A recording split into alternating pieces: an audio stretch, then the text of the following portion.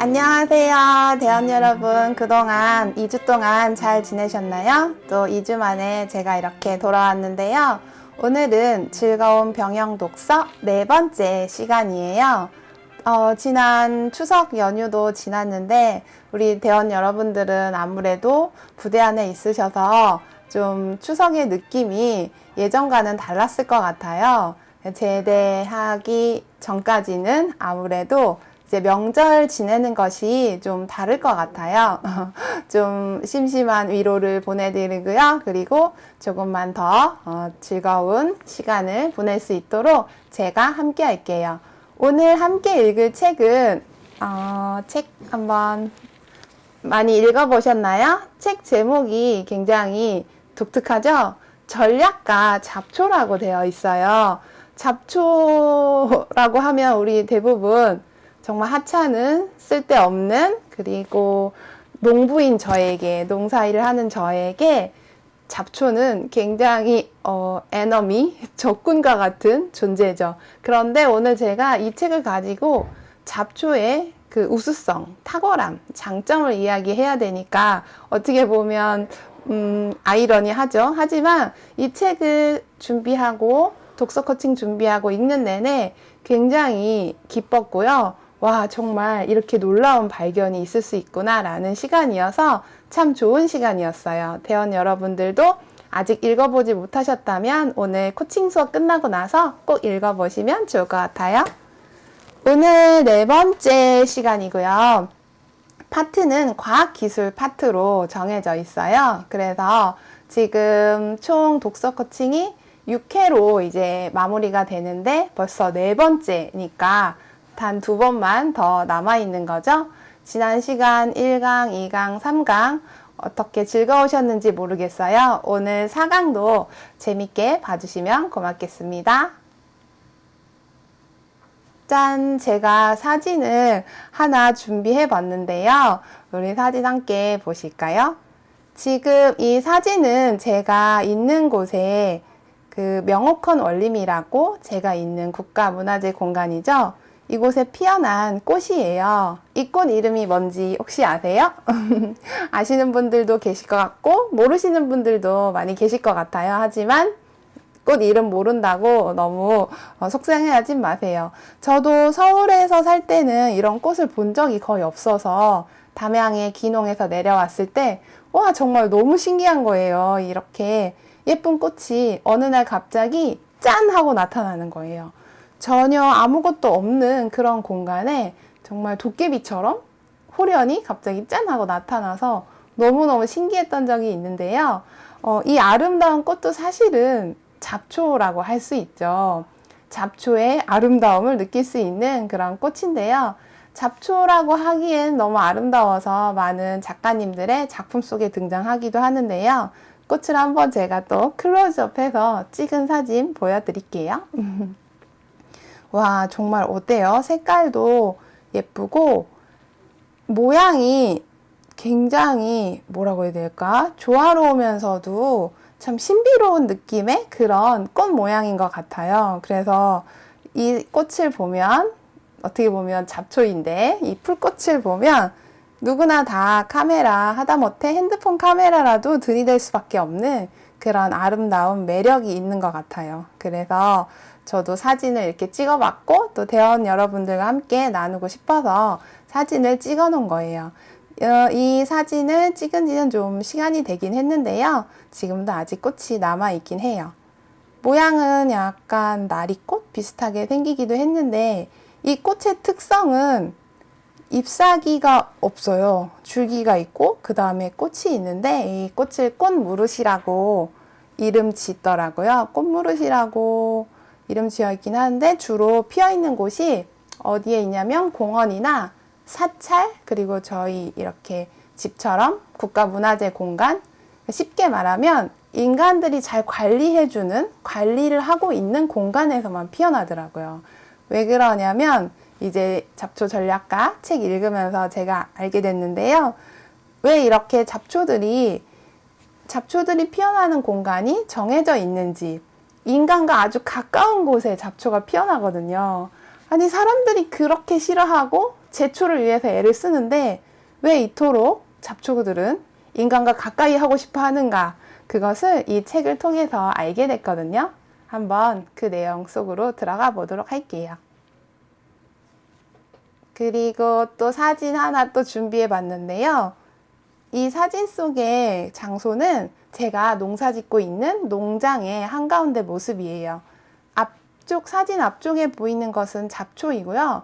뒤쪽에 보이는 것은 과일나무, 단감나무인데요.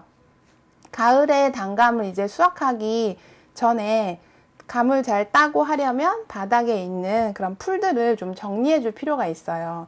풀이 높게 자라면 아무래도 뱀 같은 친구들도 많이 있고 또 사람들이 다니기에 많이 불편하니까 꼭 수확 직전에 제초 작업을 한번 하거든요. 이제 그 예촉이라는 칼날을 이용해서 이제 휘발유 엔진을 통해서 이렇게 자동 회전하는 칼날이라고 해야 되나요? 하여튼 신기하던데요. 그걸로 이제 풀을 다 뱉는데 문제는 잡초를 싹 깔끔히 제거한 것 같은데 뒤돌아서면 또 이렇게 풍성하게 자라 있는 거죠. 그래서 아니 도대체 이 잡초들의 힘은 무엇이지? 이 파워풀함은 무엇이지? 라고 제가 농부 생활을 하면서 정말 잡초의 이 끈질긴 힘, 이걸 제대로 알게 되었는데요.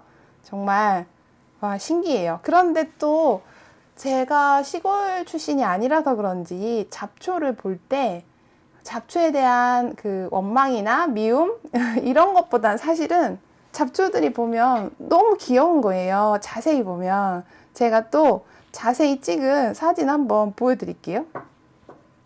어떤가요? 이거 꽃인데요. 굉장히 앙증맞고 작고 예쁜 꽃들이 아주 촘촘히 피어 있어요. 그래서 뭔가 잘 식물학에 대해서 잘 모르는 저도 딱 봤을 때 아, 이거구나. 잡초들이 정말 이렇게 활발하게 뽑아도 잘라내도 번식할 수 있는 비결을 제가 어렴풋이 알게 된 게 이 사진을 보면서예요. 보면 꽃이 굉장히 작고 정말 따닥따닥 앙증맞게 많이 붙어 있죠. 그만큼 이 꽃과 열매, 씨앗으로 연결되잖아요. 번식할 수 있는 기회가 엄청나게 많다는 거죠. 뭐 장미나 국화 같은 거 꽃 이렇게 크게 하나씩 있는데 이 풀꽃들은, 잡초들은 정말 수십 배, 수백 배, 수천 배 같아요. 수천 배 많은 꽃들이 다닥다닥 붙어서 굉장히 많은 확률, 생존 확률을 높이고 있는 게 아닐까. 정말 열심히 일하는 잡초를 알게 되었어요. 그럼 이렇게 예쁜 꽃들이 피어나는데 왜 잡초라고 하고 얘를 빨리 제거하려고 하지? 굉장히 저는 궁금했거든요. 그래서 꽃과 잡초의 차이는 뭘까? 우리 장미꽃 축제 있고 또 우리 집에 있는 명호콘 얼림에 있는 배롱나무 꽃 하면 굉장히 높은 평가를 받잖아요. 꽃은 좀 대접을 받고 잡초는 좀 무시당하고 맨날 제거해야 될 대상으로 평가를 받는데 도대체 꽃과 잡초의 차이가 무엇일까 궁금했었어요. 그런 것이 이 책에도 나와 있었고요. 제가 코칭 수업을 준비하면서 찾아본 자료에 의해서 꽃과 잡초의 차이가 뭔지를 알게 되었어요. 그 차이가 무엇인지 말씀드릴게요. 꽃과 잡초의 차이는 무엇인가? 꽃은 이제 잘 길러야 하는 대상이라고 많이들 생각하시잖아요. 그리고 또 잡초는 뽑아버려야 할 대상, 제거해야 될 대상이라고 생각하는데 그 판단의 기준이 무엇일지를 생각해 보면 좀 알게 되는 것 같아요. 도대체 꽃과 잡초의 이 판단, 둘을 나눈 판단 기준이 무엇인가를 한번 생각해 봤죠. 그것의 꽃과 잡초의 판단 기준에 관련돼서 굉장히 제가 좋아하는 작가님, 웨인 다이어 작가님 계시거든요. 미국의 유명한 베스트셀러 작가님이신데요. 웨인 다이어 작가님께서 이 꽃과 잡초에 대해서 언급한 부분이 있다는 걸 알고 너무 깜짝 놀랐어요. 그 작가님의 말을 소개할게요. 꽃과 잡초는 오직 자신의 판단에 따라 갈린다. 우주적 관점에서 생각해보면 꽃이 잡초보다 더 아름답지 않다. 그저 어떤 사람들이 꽃을 더 좋아하는 것뿐이다. 아름다운 존재와 그렇지 않은 존재의 차이점은 오직 우리 판단뿐이다. 네, 웨인 다이어 작가님의 책 인생의 태도라는 책에 있는 한 소절이거든요. 정말 통찰력 있는 훌륭한 작가님답게 꽃과 잡초에 대해서 언급을 해주신 부분이 있더라고요. 그러니까 굉장히 보면 우리가 이 녀석을 꽃으로 볼 것인가, 잡초로 볼 것인가는 인간인 우리의 전적인 태도와 그런 판단 기준에 달려있다는 거죠. 꽃으로 봐준다면 꽃처럼 아름답게 피어나고 얘는 죽여야 할 잡초야 라고 한다면 그 대상은 좀 부정적인 대상이 돼버리겠죠. 그래서 좀 인간관계에서도 적용해 보지 않을까 생각을 해봤어요. 정말 우리 주변에 있는 사람들 중에 정말 마음에 드는 사람이 있는 반면 쟤는 왜 이렇게 미운 짓만 할까? 라는 사람이 존재하긴 해요. 그럴 때 내 마음을 한 번 더 점검을 해서 내가 저 사람을 미워하는 그런 시각이나 태도, 그런 관점들을 딱 바꾸는 거죠. 어떻게 바꾸냐면 잡초로 보던 그 시각을 꽃으로 보는 그런 시각의 완전한 전환, 태도의 변환 이런 것들이 좀 제 주변에 온통 꽃들로 피어나게 하는 비결이 되지 않을까 싶어요. 그래서 과수원에 이렇게 많이 피어있는 그런 잡초의 풀꽃을 아침에 일어나서 딱 보면 사실 저는 굉장히 아름답고 예쁘고 귀여워서 그 잡초 꽃들을 보면서 좋아하거든요. 그런 제 시각과 또 시골에서 평생 농업에 종사하신 분들은 아유, 이 잡초들 정말 또 뽑아야겠네 라고 하시는 시각이 있는데요. 물론 이제 생업인 농업에서 잡초를 잘 컨트롤하는 게 매우 중요해요. 그렇지만 그렇다 하더라도 언제나 우리 주변에 이렇게 피어나 있는 잡초를 너무 나쁘게 부정적으로만 보는 것은 제 농부로서의 인생에 있어서도 좀 부정적인 에너지가 올 것 같아서 좀 긍정적으로 보기 시작하고 있고, 또 이 전략가 잡초 책 덕분에 더 잡초에 대한 저의 생각을 긍정적으로 바꿀 수 있었던 것 같아요. 그러면 오늘 강의 순서를 말씀드릴게요. 짠! 강의 순서 이제 오늘도 변함없이 1교시와 2교시로 나누어질 건데요. 1교시는 이 책을 써주신 작가님 소개가 이루어질 거고, 그리고 잡초다움, 인간다움에 대해서 함께 나눠보도록 할 거예요. 도대체 잡초다움은 무엇이며 잡초다움이라는 단어 자체도 굉장히 신선했어요. 잡초는 잡초답게, 인간은 인간답게 이런 걸까요? 그 내용 기대해 주시고요. 2교시는 잡초에게서 배우는 인생 전략이라고 제가 만들어 봤거든요. 그래서 작가님께서 잡초에게 본받을 만한 점들을 많이 써주셨어요. 그걸 제가 읽어보고 또 제 생각대로 한번, 또 저도 인생을 이제 중년의 나이기 때문에 인생을 좀 살아봤기 때문에 이제 한 50년 살면 한 절반 살았나요? 인생에서 한 50년 정도 사는 것, 그래도 좀 살아볼 만큼 살아본 것 같아요. 앞으로 남아있는 시간들도 굉장히 기대가 되지만 지금까지 살아오면서 제 인생을 통해서 깨달은 바도 있었는데요. 이 책에서 작가님이 이야기하는 것과 제 생각을 좀 정리해서 잡초에게서 배우는 인생 전략 7가지를 꼽아봤어요. 그거 2교시 때 설명해 드릴 거고요. 그 다음에 다음 도서 안내해 드리고 Q&A 시간을 갖도록 하겠습니다. 오늘도 이제 강의 들으시고 쉬는 시간에 댓글 참여도 많이 해주세요. 짠! 오늘 작가님 소개를 하도록 하겠습니다. 와, 사진 제가 어렵게 구했습니다. 뭐 사실 어렵게 구하진 않았고요. 검색했더니 나와 주셨어요. 그러니까 우리 국내에서 활발히 활동하시는 작가님들은 이제 작가님 정보가 많이 있긴 한데 해외 작가님들도 그렇게 정보가 아주 많진 않을 수 있어서 좀 걱정을 했는데요. 그러나 우리 이나가키 히데히로 작가님, 잡초학이라고 있나? 저는 너무 신기했거든요. 잡초학자 이나가키 히데히로 작가님이십니다. 라고 하는데, 이분 굉장히 유명하시고, 일본에서 정말 탑 작가이신, 정말 베스트셀러 작가이시더라고요. 그러니까 학자로서 연구하고 논문만 막 발표하시는 그런 분이 아니라 이런 대중서, 일반 사람들이 읽어봤을 때 이해하기 쉽고 정말 흥미진진한 책들을 많이 내셨더라고요.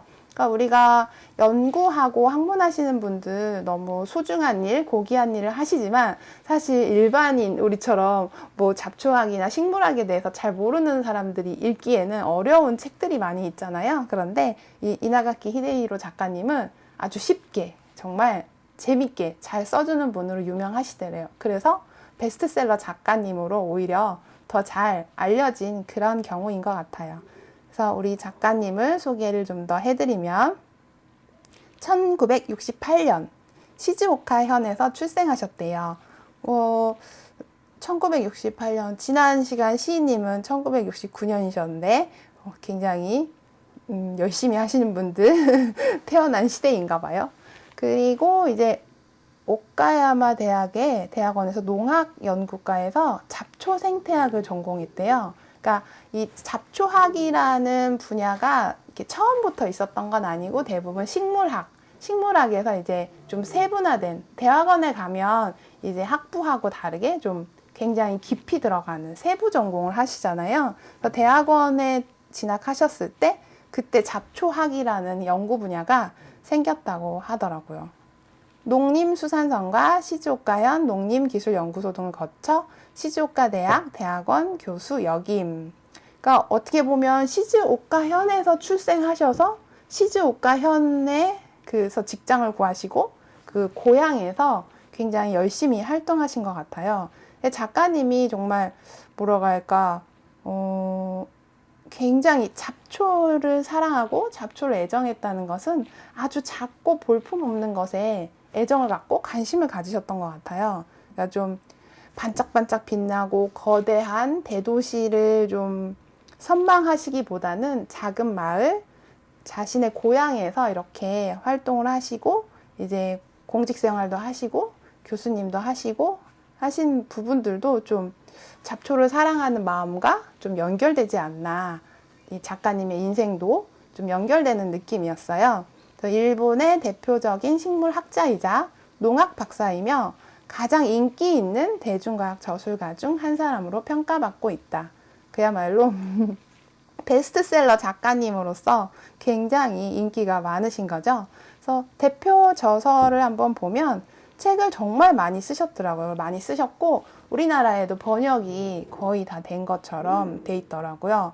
아무래도 제가 이 책 읽어봤지만 굉장히 술술 읽혔어요. 술술 읽히고 재밌었거든요. 그리고 이 책을 제가 서점에서 읽고 있는데 수업 준비를 해서 읽고 있는데 어떤 손님이 이 책 너무 사고 싶다고 하셔서 막 관심 보이시고 계시더라고요.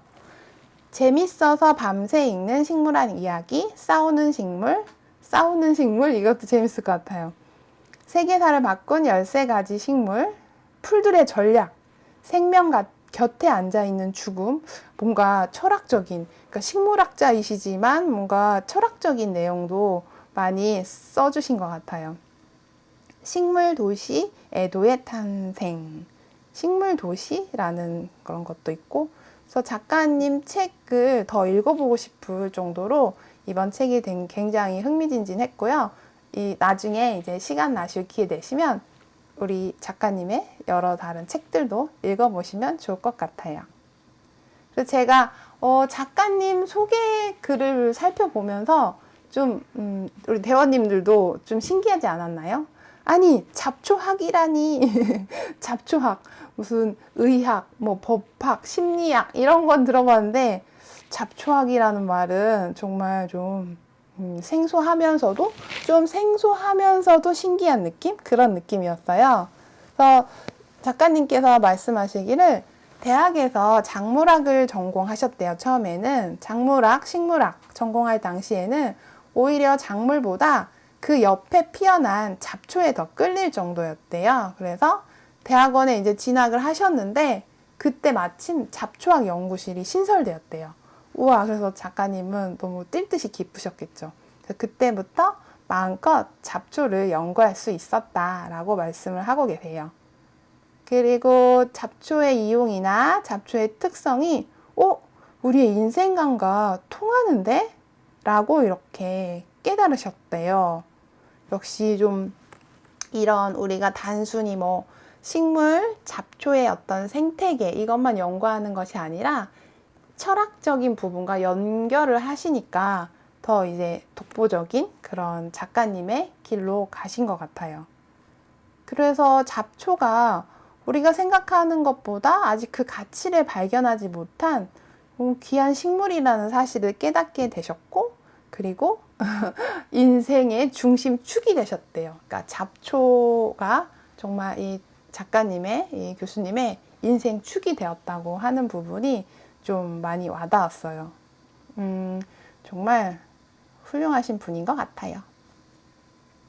이제 작가님의 다른 도서들 아까 이제 목록 말씀해 드렸는데요. 이제 책 검색을 해보니까 정말 표지도 되게 예쁘게 잘 구성되어 있고 베스트셀러가 될 만한 요소들을 많이 갖고 있는 것 같아요. 그래서 저도 이제 시간 내서 다른 책들, 특히 싸우는 식물이라는 책은 이 전략가 잡초의 어떻게 보면 전편에 해당된다고 할 수 있어서 싸우는 식물 읽고 이제 전략가 잡초를 읽으면 훨씬 더 빨리 쏙쏙 이해가 될 수 있을 것 같아요. 그래서 이런 작가님의 여러 가지 책들 또 소개를 해드렸고요. 오늘의 코칭 도서를 소개해 드릴게요. 표지 정말 예쁘죠? 다들 받아보셨을 때 와 예쁘다 하셨을 것 같아요. 얘네들 표지에 존재하는 애들 그쵸? 얘네들도 대표적인 잡초죠. 민들레 와 민들레 그 민들레 꽃씨가 막 날아다니는 거 보셨어요? 정말 민들레는 와 엄청난 번식. 왜냐하면 막 멀리까지 날아가잖아요. 그래서 제 사실 파워포인트 배경 이 이미지도 민들레 홀씨인데요. 뭔가 민들레 홀씨 하면 자유로움, 멀리 자유롭게 어떤 장소에 구애받지 않고 멀리까지 날아가니까 굉장히 자유로움을 상징한다고 저는 생각했거든요. 그래서 제가 자유로운 걸 굉장히 좋아하기 때문에 뭔가 통제받고 규제받는 걸 많이 힘들어해서 이렇게 민들레 홀씨 날아갈 때마다 와 진짜 나도 저렇게 자유롭게 날면 좋겠다 막 이런 생각했는데요. 민들레 역시 잡초이고요. 그 민들레가 건강에 좋다고 해가지고 잡초임에도 불구하고 굉장히 귀한 대접을 받고 있긴 한데 그래도 잡초는 잡초라고 여겨지고 있죠. 그런데 우리 작가님께서 잡초는 위대하다, great 하다라고 말씀을 하시는 거예요. 그러면 대부분의 사람들, 그리고 특히 농촌에서 저처럼 농업을 열심히 하고 있는 이 농업인들 입장에서 네 잡초를 위대하다. 그래 뭐 위대하긴 하지. 아무리 농부들이 잡초랑 씨름을 해도 왜 그래서 잡초와의 전쟁이란 말 하잖아요. 사실 전쟁이란 단어는 함부로 쓰면 안 되는 단어잖아요. 굉장히 무시무시하고 심각한 단어인데 그 정도로 이제 농부들에게 이 잡초가 주는 그 위압감, 정말 그 공포스러울 정도의 그런 느낌이 좀 담아 있는 것 같아요. 그렇게 이해하시면 될 것 같고요. 이 전쟁이란 단어 쉽지 않죠. 가장 약한 식물에서 끈질긴 생명력의 대명사가 되기까지 저는 이 부분도 사실 좀 이해가 처음엔 안 됐어요. 아니 잡초가 뭘 약해? 잡초 엄청 강인한데 라고 생각했는데 원래 잡초는 약한 존재였대요. 약한 존재였는데 이렇게 강한 존재가 된 거죠. 그래서 변신의 귀재, 좋은 말이 이제 다 나오는 거예요. 변신의 기재, 반전의 승부사, 엄선된 엘리트. 와, 엘리트? 잡초의 변화무쌍한 전략을 통해 우리 인생에 얻을 지혜를 깨닫게 된다. 정말 이 책이 어떻게 보면 일본 내에서만 베스트셀러가 아니라 굉장히 우리나라에서도 베스트셀러고 좀 월드 클래스 수준인가요? 세계적인 베스트셀러로 발돋움할 수 있는 것은 이 작가님께서 본인이 전공하신 이 잡초학, 식물학에 대한 그런 과학적인 내용만 기술했더라면 사실 세계적인 베스트셀러가 되지는 않았을 것 같아요. 그런데 이렇게 인기가 있게 된 것은 잡초의 그 잡초살이? 잡초의 인생은 아니고 잡초의 그 생존하는 방식을 통해서 우리 인간의 그 생존 방식을 알게 되는, 깨닫게 되는 그 지혜를 추출했기 때문에 그래서 더 인기가 있었던 것 같아요. 저도 이제 글을 쓰는 사람으로서 이렇게 사소한 거에서 큰 의미를 끌어내는 그런 작업이 중요하구나 이런 걸 알았는데요. 그러면 한번 또 내용을 들어가 볼까요? 잡초와 인생이 닮은 꼴이라고 하시는 거예요. 그래서 이 책에서 이제 작가님은 정말 친절한 설명으로 잡초의 이 생태, 잡초의 그 생존 방식을 밝혀주시고요. 또 뛰어난 통찰력, 정말 그 인생의 지혜를 뽑아내시는 그런 통찰력으로 잡초에서 얻을 수 있는 그런 온갖 지혜들을 알려주면서 또 그동안 잡초에 대해서 오해하고 있는 사람들에게 잡초의 진짜 모습을 알려주고 있는 것 같아요. 타고난 약함을 전략적인 강함으로 승화시킨 잡초의 그야말로 생존 투쟁기, 잡초의 진면목을 알면 감탄하게 될 것이다 라고 이제 작가님께서 딱 말씀을 선포를 해주시는 거죠. 잡초를 얕보지 마라. 한마디로 잡초에 대해서 너희들 얼마나 알고 있니? 그렇게 잡초 무시할 만한 존재 아니야 라고 이제 강하게 어필을 하시는 부분이 이제 서두에 나오죠. 그리고 정말 좀 신기한 표현, 잡초다움, 인간다움이라는 표현이 너무 신기한 거예요. 인간답게 살아야지. 너 그러면 안 된다. 인간답게 살아야지. 이런 말처럼 너 잡초답게 살고 있니? 잡초답게 살아야지. 라고 좀 그런 말이 어울리나? 그런 게 되나? 약간 그런 생각이 좀 들긴 했거든요. 그래서 잡초다운 게 뭘까? 인간다운 게 뭘까라는 생각을 한번 해볼 수 있는. 그러니까 이 책의 좋은 점은 한 번 더 생각해 볼 수 있는 기회들이 굉장히 많이 그 페이지마다 나온다는 거예요. 그럼 나다운 건 뭐지? 나답게 사는 건 뭐지? 잡초답게 사는 건 뭐지? 평범한 거야? 뭐 특별한 거야? 라고 이제 되물어 볼 수 있는 거죠. 그러니까 책을 읽었을 때 나 자신에게 할 수 있는 질문들이 막 마구마구 피어나오는 거예요. 마치 잡초가 막 피어나듯이 그런가요? 굉장히 좋은 책이죠. 우리가 참 좋은 책이다, 명작이다 할 만한 책들은 대부분 읽었을 때 우리에게 뭐 재미와 감동, 교훈 이런 것도 주지만 우리 자신에게 질문해 볼 수 있는, 좀 이렇게 생각해 볼 수 있는 그런 생각거리들을 많이 주는 그런 책들이 좋거든요. 이 책은 정말 그런 읽는 내내 생각 굉장히 많이 할 수 있게 됐어요. 그러니까 이 예쁜 표지에 이끌려서 책을 딱 잡았지만 읽으면 읽을수록 와 정말 심오하다. 인생에 그런 깊은 통찰력을 주는 책이다라고 이제 느끼니까 독자들이 더 좋아하고 더 인기가 있는 책이 된 것 같아요. 그래서 우리에게 평범함, 잡초는 평범하고 흔하고 많이 널려 있는 것이라고 생각할 수 있는데 우리 작가님께서는 잡초는 정말 특별한 존재다. 정말 특별하다. 알면 알수록 더 놀라운 존재라고 계속해서 책에서 말씀해 주고 계시더라고요. 그 다음에 이거 좀 재미있었어요. 작가님이 말씀해 주신 건데 우리가 잡이 들어가는 말들 한번 몇 개를 찾아봤는데요. 아이고 잡스럽다. 잡이라는 단어를 이제 한자 이제 사전에서 찾아보면 어떤 뜻이냐면 섞일 잡이란 뜻이에요. 뭐 섞여 있다. 뭐 순수하게 딱 한 개만 있는 게 아니라 여러 가지가 섞여 있다라는 그런 섞일 잡이라는 뜻인데요. 보면 한번 이런 이제 참 잡다한 것들이 많구나. 뭐 난잡하다. 또는 혼잡하다. 뭐 조잡스럽다. 또 야 너희들 잡담 이제 그만하고 잡담 좀 그만해 라고 하는 이제 잡담이라는 그런 단어에도 들어가고요. 아 오늘도 잡일 하느라고 하루가 그냥 가버렸네. 잡일과 또 중요한 일은 또 달리 있는 건가요?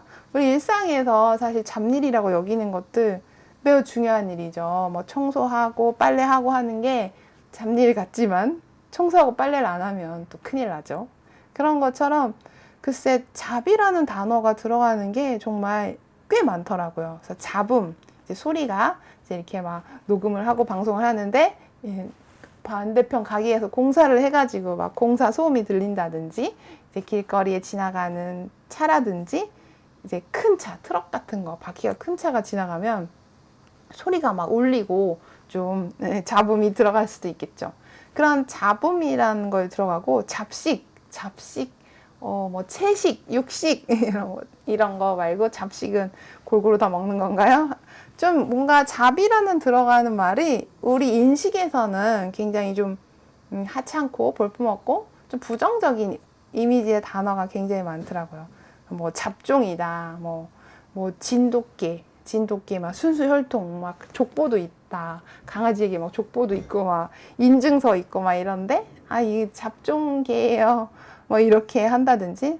그 우리가 잡이 들어가는 단어들 좀 살펴봤는데요. 대체로 이제 우리가 알기에는 좀 부정적인 느낌이 있어요. 그래서 잡초도 그 풀초 앞에 잡을 넣음으로 인해서 우리 인간들의 판단 기준, 그 풀을 바라보는 우리 마음의 인식 상태가 사실 드러나 있는 거죠. 그러면 잡초란 무슨 뜻일까? 잡초에 대해서 정의를 내리자면, 왜냐하면 모든 학문들은 그 연구하는 대상의 개념 정의부터 시작을 하잖아요. 그래서 너무 신기했어요. 잡초학회가 있더라고요. 미국에 잡초학회가 있어요. 그래서 미국의 잡초학회에서 내린 정의를 한번 살펴볼까요?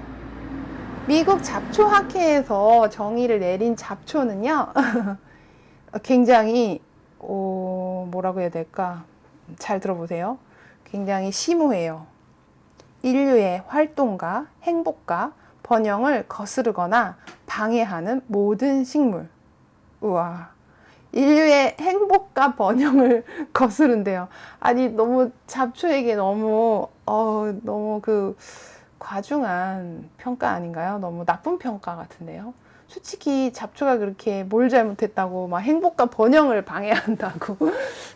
아무래도 제가 이제 과일 농사를 짓는 입장에서 이제 생각을 해보면 블루베리 농사하고 단감 농사를 제가 짓고 있거든요. 그런데 이제 친환경 농사를 하기 때문에 어마어마한 이 풀들이 올라와요.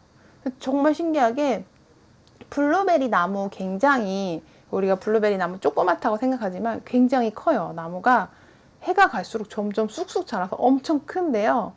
그 정말 조그만 풀씨 하나 떨어져서 그 가시나무가 있는데요. 걔는 정말 처음에 피어날 때 아주 여린 순처럼 이렇게 조그맣게 생겼어요. 근데 그 여린 그 가시나무 그 풀 상태일 때, 딱 요만할 때를 딱 뽑으면 되게 슉 뽑히거든요. 근데 그 아이를 그냥 놔뒀을 경우에는요, 정말 2m가 넘게 자라는 거예요. 제 키보다 훨씬 막 높게 자라고, 막 나무처럼 아주 튼튼해져가지고, 걔를 막 뽑으려고 하다가 막 몸이 뒤로 넘어갈 정도예요. 그리고 이제 가시나무라는 게 이제 이렇게 따끔따끔하게 타닥타닥 붙어 있거든요, 씨앗이. 그래서 우리가 돌아다니면 옷에 막 붙어요. 옷에 막 붙어서 여기저기 번식을 하려고 하는 것 같아요. 그런 것처럼 우리가 블루베리 농부로서 블루베리 농부에게 번영을 가져다 주는 건 블루베리가 맛있게 많이 열리는 거겠죠. 그런데 이런 가시나무 같은 잡초들이 엄청나게 겨울에 막 자라가지고 블루베리 나무를 정말 압도하거든요. 블루베리 나무 숨도 못 쉬게 크게 자라서 그렇게 이제 방해를 부리는 거죠. 그런 입장에서 그래, 블루베리 농부의 번영을 방해하는 식물이구나 라고 볼 수는 있긴 한데, 이렇게 잡초학회에서 이렇게까지 정의하는 줄은 저도 처음 알았어요. 그러니까 농부로서 생활하면서 느낀 그 잡초에 대한 엄청난 반감, 잡초는 에너미야, 적군이야 라고 생각하는 그 느낌을 좀 뛰어넘는 이런 개념 정의를 보면서 진짜 좀 약간 잡초가 안쓰럽기도 했어요. 이런 표현까지. 근데 사실 미국의 잡초학회가 출범하게 된 계기가, 미국도 굉장히 농업을 대규모로 농사를 많이 짓잖아요. 그래서 미국의 예를 들면 캘리포니아 농장 같은 경우, 캘리포니아는 거의 사막이거든요. 사막이라는 아주 척박한 땅에서 미국 시민들, 농민들 대단해요. 그 땅을 다 개간을 해서 대농장으로 많이 하고 있거든요. 그래서 지금 보면 우리 농장에도 그 블루베리 나무 밑으로, 단감 나무 밑으로 다 아주 얇은 물 호스, 관이 이렇게 쭉 지나가고 있거든요. 그래서 이제 그 수도꼭지를 딱 틀면 그 넓은 몇천 평이나 되는 땅에 있는 나무들이 밑으로 물이 쭉쭉쭉 가요. 그러니까 예전에는 뭐 꽃과 나무를 잘 기르려면 막 물 주고 하잖아요. 비가 안 오면 물도 줘야 되고 하는데 요즘은 딱 이렇게 틀면, 버튼만 돌리면 물이 수천 평, 뭐 만 평도 쫙 물이 가죠. 그런 시스템이 캘리포니아 대농장에서 많이 이제 접목이 된 거죠. 그래서 우리나라도 그걸 한 건데, 미국 잡초학회가 출범하게 된 거는 이렇게 이제 농업 기반에서 대농장에서 잡초 때문에 이제 농업 생산성이 많이 떨어지니까 사실 잡초를 죽이기 위해서 설립된 이제 단체죠. 대부분 이제 학회라고 하면 그 연구 대상을 좀 더 이제 번성시키고 활성화하고 이제 널리 이제 알리기 위해서 하는데, 이 잡초 학회는 출범 자체부터 이 잡초를 좀 어떻게 하면 잡초를 많이 없애버릴까, 죽여버릴까에 초점이 맞춰진 단체였기 때문인지 잡초에 대한 행복과 번영을 거스르는, 그래서 좀 달랐어요. 근데 우리가 잡초를 굉장히 강한 존재라고 생각하지만 원래는 굉장히 연약한 존재였대요. 그래서 우리가 흔히 잡초처럼 강하다, 잡초처럼 강하다는 말이, 이것은 과학적 근거가 있는 말은 아니래요. 오히려 과학적으로 살펴보면 잡초는 정말 연약한 존재라는 거예요. 저도 처음에는 작가님이 이런 말씀을 하시길래 와닿지가 않았어요.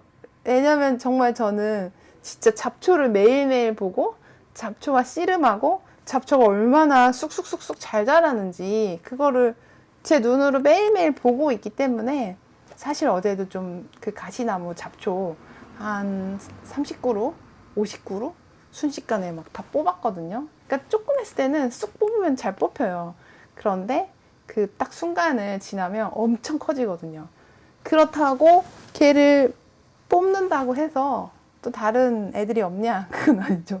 그래서 정말 잡초를 계속 뽑다 보면 하루가 금세 가버리긴 하죠. 근데 이렇게 잡초가 저는 강하고, 대부분의 사람들이 그럴 거예요. 잡초는 엄청 강인한, 그래서 잡초 같은 인생 하면 좀 강하고 끈질긴 그런 느낌이었는데, 과학적으로는 전혀 근거가 없대요. 오히려 과학적으로 봤을 땐 연약한 존재. 그래서 그게 무슨 말이야, 이해할 수 없으면 그 잡초에 뭐 어떤 DNA 막 이런 거를 만약에 설명해 주셨다면 이 책이 그렇게 베스트셀러가 되지 않았을 거예요. 근데 우리 작가님은 정말 쉽고 친절한 설명의 대가이신 것 같아요. 그래서 독자 여러분이 잡초가 약하단 말을 못 믿겠다고요? 그러면 제가 한번 근거를 대볼게요. 잘 들어보세요 라고 설명하는 부분이 정말 쉬웠어요. 잡초가 무성한 곳을 한번 보라는 거죠. 저도 이 문장을 보고 와, 정말 깨달음을 얻었거든요. 잡초가 무성한 곳을 보면 자연 생태계가 보존된 곳이 아니래요. 뭔 말이지? 했는데, 사실 이제 추석을 맞춰서 다 벌초를 하잖아요. 추석 직전에 막 벌초를 하는데, 아까 처음 강의 시작할 때 보여드렸던 그 빨간색 꽃무릇 보여드렸죠. 걔네들이 너무 신기한 게, 걔네도 잡초인데 이제 그 산소 근처에 풀이 사실 1년 내내 무성하다가 1년에 2번 이제 벌초를 하죠. 그 설날하고 추석 명절에 맞춰서 하는데, 정말 막 엄청나게 풀이 무성해서 이제 조상님의 산소를 벌초를 해야지 하고 이제 도시에서 살던 후손들이 오셔서 딱 싹 깔끔하게 풀을 싹 베요. 그러면 이게 동그란 봉분만 남고 주변이 정말 깔끔하단 말이죠. 그럼 와, 정말 깔끔한 벌초가 됐는데 하고 바로 뒤돌아서면 한 하루 이틀이면 그 꽃무릇 있잖아요. 걔네들이 빨간 꽃이 쑥쑥쑥, 정말 어제까지는 없었는데 하루아침에 그 꽃들이 쫙 피는 거예요. 너무 신기한 거예요. 아무것도 없는 허 벌판에 그런 곳에 그 꽃무릇들만 딱딱딱 피어나는 거거든요. 이거 좀 신기하네. 쟤 좀 센 놈인가 보다 하는데 작가님의 이 설명, 과학적 근거에 맞춰진 설명을 보니까 이해가 된 거예요. 그 꽃무릇은요, 그 잡초가 무성한 상태, 그러니까 풀이 막 무성한 상태는 어떻게 보면 자연 생태계가 보존된 상태죠. 그때는 꽃무릇이 막 피어날 수가 없는 거예요. 그런데 공원이나 이제 산소나 어떤 사찰 같은데, 절, 이런 곳은 어때요? 항상 사람들이 관리를 하죠. 공원 관리를 한다든지, 사찰 같은 경우에는 이제 스님들이 매일 이제 풀 깎고 하실 거 아니에요. 그럼 깔끔하게 정돈되어 있는 상태에서 짠 하고 나타난 애들이 그 꽃무릇인 거죠. 그래서 자연 생태계가 정말 울창한 거대한 밀림 같은 자연 그대로 보존된 그 숲 속에서는 잡초가 생존하기 어렵대요. 그래서 인간이 조성한 아주 인위적인 공간, 그런 곳에 잡초가 잘 있다라는 거죠. 그러니까 어떻게 보면 인간과 잡초는 애증의 관계인가요?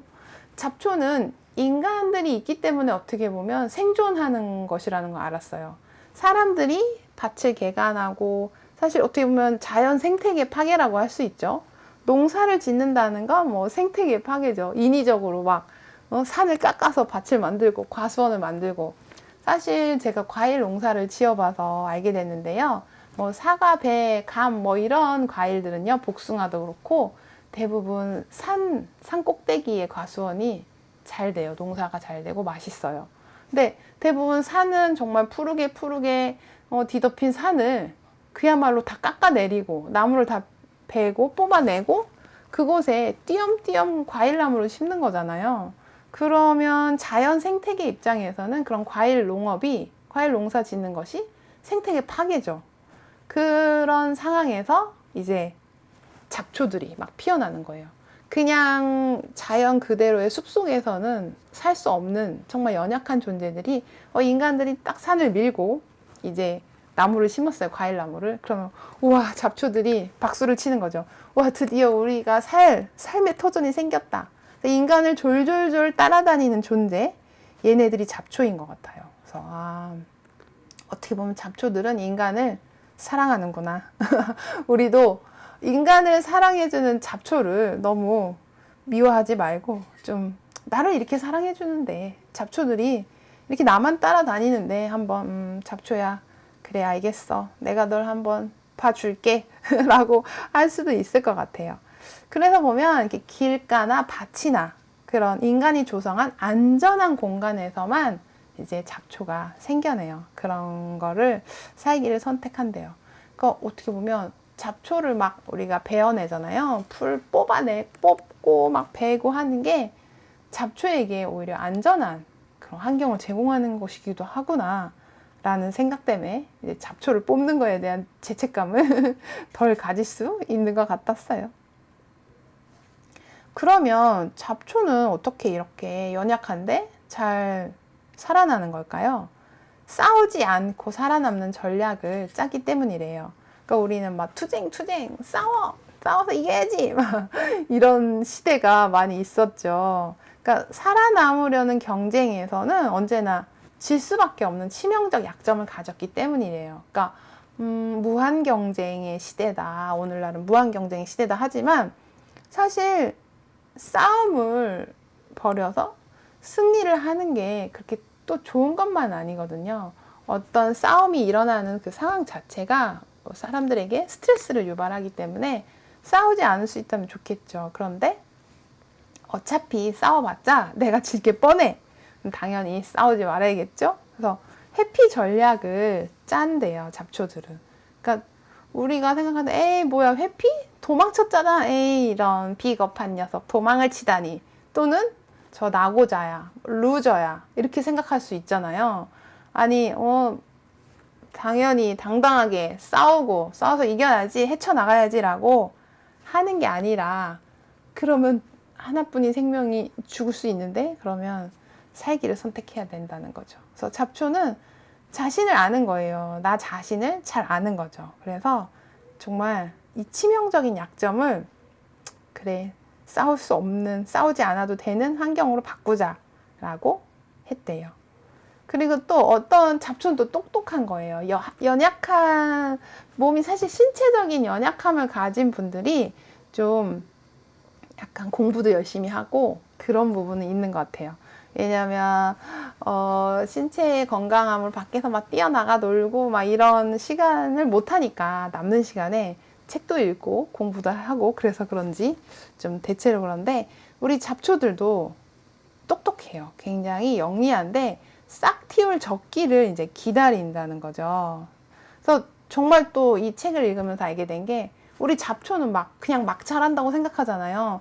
잡초들 걔네들 뭐 예를 들면 블루베리 나무를 키우기 위해서는 정말 가지치기도 잘 해줘야 되고 영양분도 충분히 줘야 되고 물 공급, 햇빛 공급 다 아이고 애지중지 키워야 되는 블루베리 나무 반면에 그 가시나무들은 막 뽑아도 계속 자라고 뭐 아무것도 안 해주는데 혼자 잘 자라니까 오히려 우리 생각에 잡초는 키우기 되게 쉬운가 보다라고 생각할 수 있잖아요. 저도 그렇게 생각했는데 전혀 아니래요. 잡초는 정말 이 잡초 내가 한번 키워봐야지 라고 했을 때 정말 키우기가 어렵대요. 왜냐면 개성이 굉장히 강해가지고 그러니까 블루베리 나무들의 개성 없죠. 똑같죠. 블루베리 나무가 잘 자라는 그런 조건들이 있어요. 이렇게 하면 블루베리 농사 잘 됩니다. 라는 어떤 공식 같은 게 있거든요. 그런데 잡초는 그 공식이 안 통해요. 이렇게 해봐도 안 되고 저렇게 해봐도 안 되고. 그 이유가 각기 다른 시기에 싹을 틔운대요. 농사라는 거는 쭉 키워가지고 쑥 자라면 뭐 배추나 무도 그렇잖아요. 요즘 이제 가을에 배추무 많이 심어놨는데요. 배추 씨를 쭉 뿌리고 무 씨를 쭉 뿌리면 애들이 쑥쑥쑥 자라면 배추가 이만해지면 뭐 500포기 싹 다 비워가지고 김장 만들고 하잖아요. 근데 잡초는 딱 심어놨는데 얘는 이때 피고 쟤는 저때 피고 수확을 할 수가 없대요.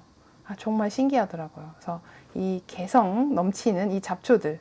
그래서 강한 생존력의 비결이 이런 쉬고 잠자는 휴먼 전략? 이런 걸. 그러니까 좀 이때는 내가 싹이 틀 때가 아니야. 라는 이런 영리한 걸 갖고 있대요. 그리고 또 환경에 따라 무한 변신이 가능하대요. 와. 예를 들면 뚝새풀이라는 똑같은 잡초가 있는데 논에서 자라느냐 밭에서 자라느냐에 따라 전혀 다르다는 거예요. 너무 신기하죠. 뭐 블루베리 나무 뭐 다 똑같은 환경, 좋아하는 환경. 블루베리 나무는 산성 토양을 되게 좋아하거든요. 그래서 그 블루베리 나무가 좋아하는 그 흙을 사다가 직접 밭을 다 깔아 놔야 돼요. 그런데 뚝새풀이라는 잡초는 논에서 자랄 때랑 밭에서 자랄 때랑 완전 다르대요. 씨앗 크기를 막 달리 한대요. 신기하죠? 완전 무슨 AI 인공지능보다 더 똑똑한 것 같아요. 그러니까 왜냐면 논하고 밭의 환경 차이를 우리 일반인들 잘 모르죠. 대원 여러분들 모를 것 같은데 농부인 저는 좀 알아요. 논은 굉장히 안정적인 환경. 왜냐면 봄에 모내기를 하죠. 봄에 모내기를 해서 이렇게 열심히 물을 줘서 수중 식물이잖아요. 물속에 잠겨서 쑥쑥쑥 자라요. 그럼 지금 이제 추석 지나고 가을에 어떡하죠? 싹 벼를 패서 수확을 하죠. 그럼 겨울에 논은 어떡하죠? 겨울 논은 그냥 그대로 있죠. 그래서 뭐 논에 있는 물이 얼어서 뭐 눈썰매, 썰매, 아이스링크처럼 바뀌기도 하는데 그냥 논은 아주 안정적인 환경이에요. 봄에 모내기를 한다, 여름에 쑥쑥 자란다, 가을에 벤다, 겨울에는 그냥 공터로 남아있잖아요. 반면에 밭은 어때요? 굉장히 불안정하고 변화무쌍한 환경이에요. 밭에서는 여러 가지 뭐 콩도 심었다가 배추도 심었다가 무도 심었다가 뽑아내고 배추랑 무 다 뽑아내고 또 뭘 심고 보리를 심고 그쵸? 굉장히 다양한 작물을 그러니까 이 잡초들이 내가 밭에서 살다가는 언제 또 뽑힐지 몰라 라는 그런 불안정한 걸 인식한대요.